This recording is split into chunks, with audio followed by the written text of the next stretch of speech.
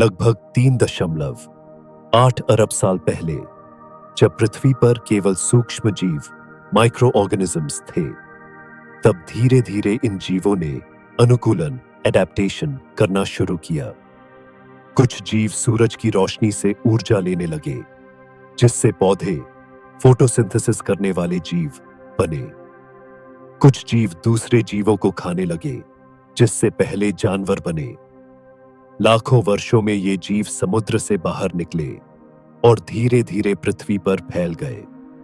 वैज्ञानिक Charles Darwin ने कहा कि हर जीव बदलते पर्यावरण के अनुसार खुद को ढालता है।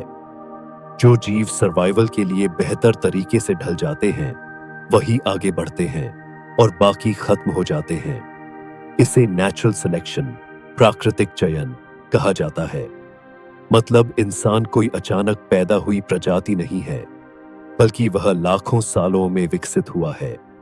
सबसे पहले छोटे जीवाणु, बैक्टीरिया एंड माइक्रो ऑर्गेनिजम्स, लगभग 3.8 अरब साल पहले जीवन की शुरुआत हुई। फिर मछलियां और समुद्री जीवों का विकास।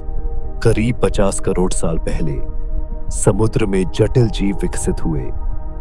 फिर पहले धरती पर चलने वाले जीव, लगभग 37 करोड़ साल पहले। कुछ जीव जल से बाहर आकर जमीन पर रहने लगे। फिर डायनासोर का युग, करीब 25 करोड़ साल पहले धरती पर विशालकाय डायनासोर का राज था।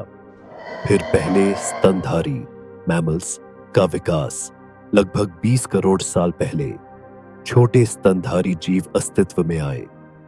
फिर बंदर और मानव जैसे जीवों की उत्पत्ति, करीब 6 करोड़ साल पहले प्राइमेट, बंदर जैसे जीव विकसित हुए। फिर होमोसेपियंस, आधुनिक इंसान का उदय, लगभग 3 लाख साल पहले आज के इंसानों के पूर्वज पृथ्वी पर आए। अगर हम हिंदू ग्रंथों को ध्यान से पढ़ें, तो भगवान विष्णु के दशावतार का क्रम भी विकासवाद, एवोल्यूशन जैसा ही दिखता है।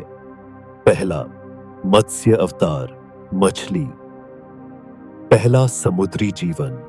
दूसरा कूर्म अवतार, कछुआ, पानी से जमीन पर जाने वाले जीव। तीसरा वराह अवतार, सुअर, स्तनधारी जीवों का विकास।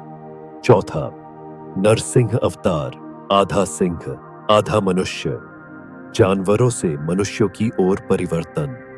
पांचवा वामन अवतार, छोटा आदमी, प्रारंभिक मानव। छठा परशुराम अवतार, कुल्हाड़ी वाले योद्धा, शुरुआती मानव जो औजारों का उपयोग करने लगे। सातवां राम अवतार, सभ्य और नियमों वाला इंसान, उन्नत सामाजिक मानव। आठवां कृष्ण अवतार, चतुर, कूटनीतिक, आधुनिक मानव सभ्यता। नौवां बुद्ध अवतार, ज्ञान का प्रतीक, बौद्धिक और आध्यात्मिक विकास। 10वां कल्कि अवतार, भविष्य का अवतार, अगली सभ्यता जो अभी आना बाकी है। मतलब हिंदू ग्रंथों में भी यह कहा गया है कि जीवन धीरे धीरे विकसित हुआ, जो विज्ञान के एवोल्यूशन के सिद्धांत से मेल खाता है।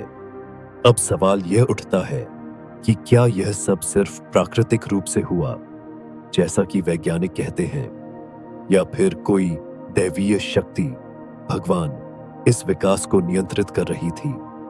वैज्ञानिक कहते हैं कि इंसान का जन्म एक जैविक प्रक्रिया थी। धार्मिक मान्यताओं के अनुसार यह सब भगवान की इच्छा से हुआ।